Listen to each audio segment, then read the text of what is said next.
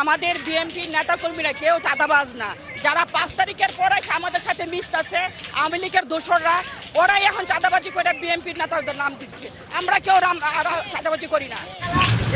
হ্যাঁ বুবু কয় 5 তারিখের পরে যারা আমাদের সাথে গা ঘিসে মিশতেছে তারা চাঁদাবাজ।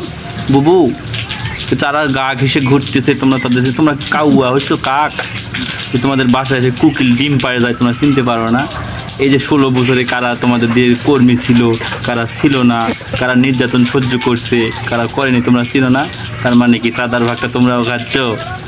তোমরা ডাইরেক্ট নিতে পারছো না, তাদেরকে দিয়ে চাঁদা উঠে এসে ভাগটা তোমরাও খাচ্ছ নাকি? হ্যাঁ, উচিত কথা কি? আওয়ামী লীগ সরকার থাকতে যেমন উচিত কথা বললে পারে, বাক স্বাধীনতা তো কেড়ে নিয়েছিল আওয়ামী লীগ সরকার, বা মানে সঠিক কথা বলার মতো ক্ষমতা ছিল না।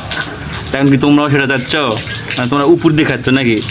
ওই আওয়ামী লীগ যারা আসে এখন, আপনাদের যারা আওয়ামী লীগ ছিল বিগতে, তারা আসে বিএনপির ভিতরে ঢুকছে, তাদেরকে দিয়ে চাঁদা উঠাচ্ছেন আর আপনারা বিএনপির লোকেরা খাচ্ছেন। হ্যাঁ,